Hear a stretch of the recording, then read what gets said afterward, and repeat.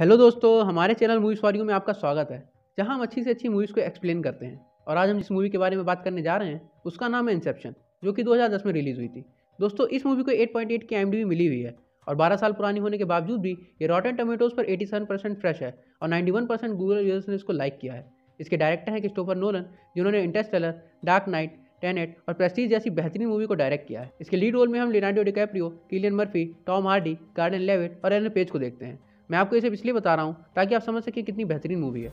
अगर आपको sci fi movies देखना पसंद है तो ये मूवी आपके लिए ही बनी है। और अगर अभी तक आपने इस मूवी को नहीं देखा है तो वीडियो देखने से पहले इस मूवी को जरूर से देख लें, क्योंकि ये वीडियो स्पॉइलर से भरी हुई है। इस वीडियो में बेसिकली हम मूवी से रिलेटेड कॉन्सेप्ट और एंडिंग के बारे में बात करेंगे। तो ज़्यादा देर ना करते हुए चलिए वीडियो शुरू करते हैं।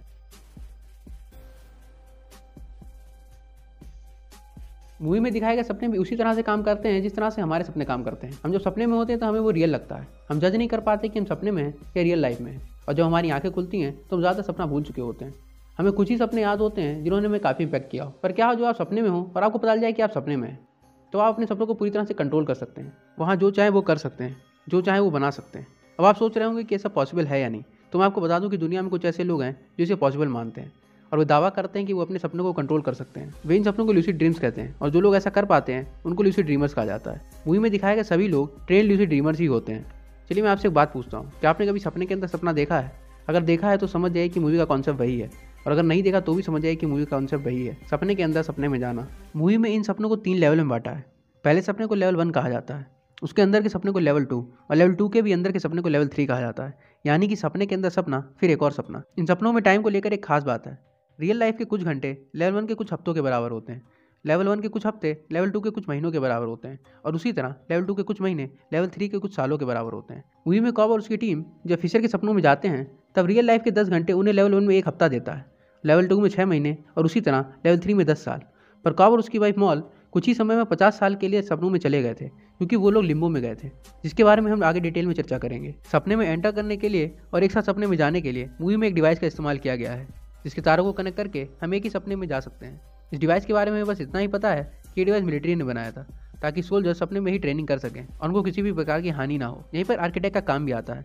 आर्किटेक्ट वो होता है जो सपनों को डिज़ाइन करता है, मतलब वो वहाँ के स्ट्रक्चर और प्रकृति के नियम बनाता है, जैसे building, road, society, gravity, time और कई सारी ऐसी चीज़ें, ताकि ड्रीमर को रियल लाइफ और सपने में फ़र्क ना पता चल सके।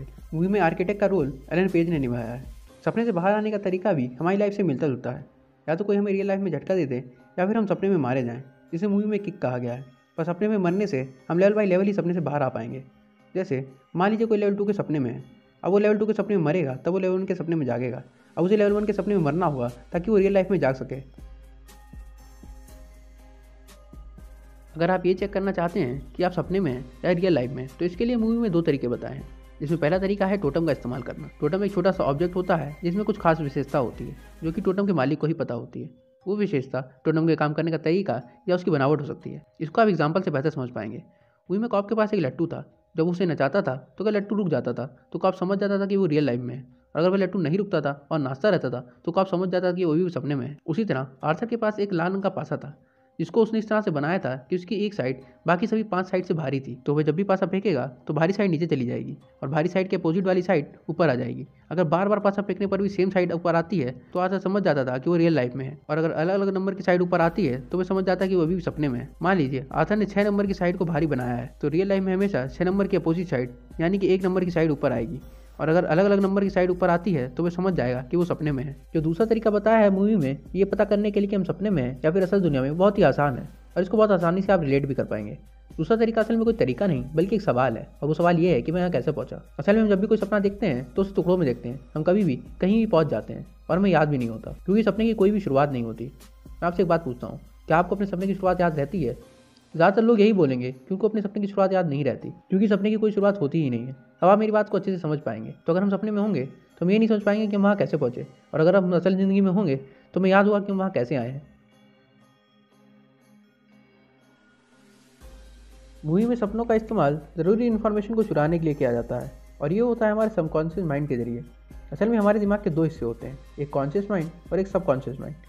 कॉन्शियस माइंड का इस्तेमाल हम अपने एक्शन के द्वारा करते हैं। हम ऑर्डर देते हैं कि लिखो तब वह लिखता है, हम ऑर्डर देते हैं खाओ तब वह खाने लगता है। इसका मतलब कॉन्शियस माइंड हमारे कंट्रोल में होता है, पर सबकॉन्शियस माइंड हमारे कंट्रोल में नहीं होता। ये 24 घंटे काम करता है, जैसे सांस लेना, खाना खाना, खून को शरीर के हर हिस्से तक पहुँचाना और कई ऐसे काम जिसके लिए हमें सोचना नहीं पड़ता।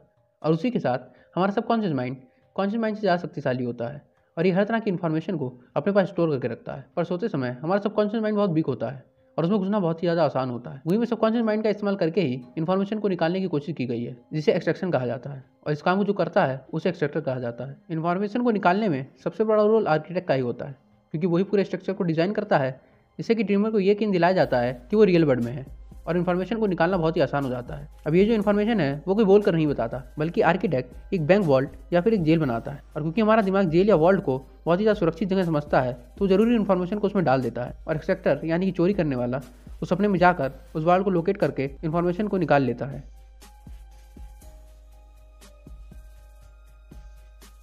ड्रीमर के अलावा जितने भी लोग सपने में होते हैं वे ड्रीमर के दिमाग के प्रोजेक्शन होते हैं, यानी कि ड्रीमर की यादों से बनाई हुई तस्वीरें। जब भी कोई किसी और के सपने में कुछ चेंज करने की कोशिश करता है तो ये बात उन प्रोजेक्शन को पता चल जाती है और वे प्रोजेक्शन उस सोर्स को ढूंढने लगती हैं जो सपने में चेंज करने की कोशिश कर रहा है और वे प्रोजेक्शन एज एन एंटीवायरस उस पर अटैक कर देते हैं, जैसे व्हाइट ब्लड सेल करते हैं जब हम बीमार होते हैं।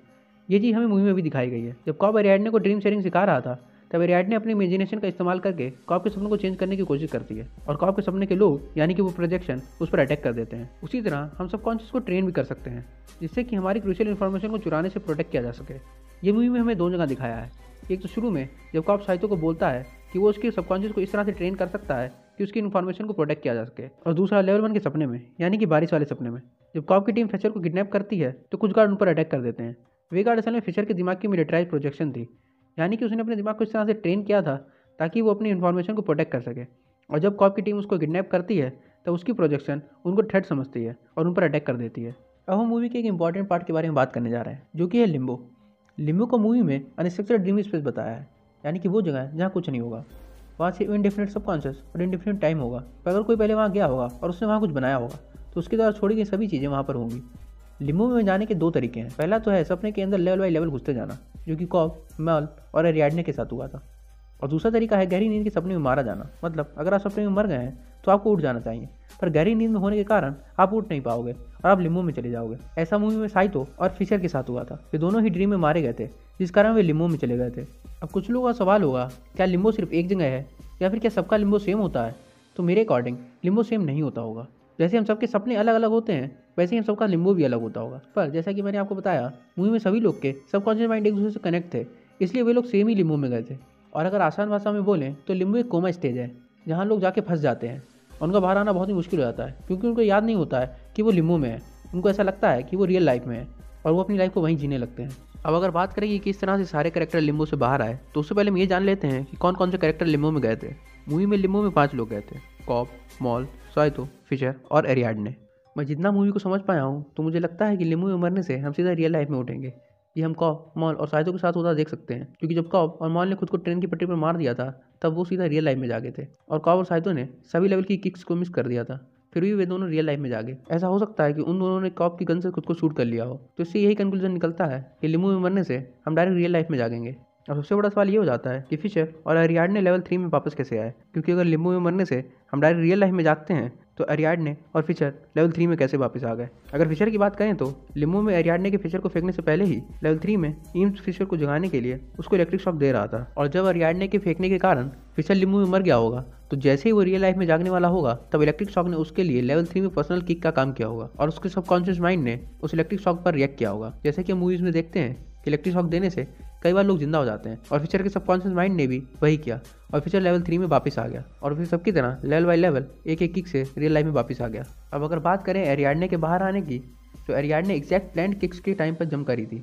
जैसे एरियाडने ने जंप किया उसी टाइम ईम्स ने लेवल 3 में हॉस्पिटल के बम को एक्टिवेट कर दिया था, जिससे एरियाडने सभी किक्स को एक साथ महसूस कर पाई थी, और वो भी सभी की तरह लेवल बाई लेवल, यानी कि लेवल 3 से लेवल 2, लेवल 2 से लेवल 1 और लेवल 1 से रियल लाइफ में वापस आ गई थी। अब बात करते हैं मूवी के सबसे ज़्यादा डिबेटेड टॉपिक पर, जो कि है मूवी की एंडिंग। असल में मूवी के एंड में कॉब लट्टू तो घुमाता है ये चेक करने के लिए कि वो रियल लाइफ में है या फिर सपने में है, पर लट्टू की थोड़ी सी हलचल में ही स्क्रीन ब्लैक हो जाती है और हम दर्शकों के मन में एक सवाल छोड़ जाती है कि कॉब सपने में था या रियल लाइफ में। इस पर कई थ्योरीज हैं। कुछ लोग कहते हैं कि कॉब मॉल के साथ रुक गया, कुछ लोग कहते हैं कॉब अभी भी लिम्बो में फंसा है, यहाँ तक कि कुछ लोग कहते हैं कि कॉब शुरू से ही सपने में था। पर मुझे ऐसा नहीं लगता। मुझे लगता है कि कॉब रियल लाइफ में वापस आ गया है, और आपको भी ऐसा ही लगेगा ये 3 कारण सुनने के बाद में। पहला तो ये कि कॉब कभी भी अपने सपनों में अपने बच्चों का चेहरा नहीं देख पाया था, पर मूवी के एंड में हम दोनों बच्चों का चेहरा देख पाते हैं। और शायद इसीलिए कॉप ने लट्टू के रुकने का इंतजार नहीं किया और अपने बच्चों के पास चला गया था। दूसरा कारण है कॉप का टोटम। जी हाँ, कॉप का टोटम। असल में लट्टू तो मॉल का टोटम था। अगर आप मूवी में सपने और रियल लाइफ के शॉट्स को ध्यान से देखेंगे तो आप देखोगे कि सपनों में कॉप के हाथ में अंगूठी होती है पर रियल लाइफ में नहीं होती है।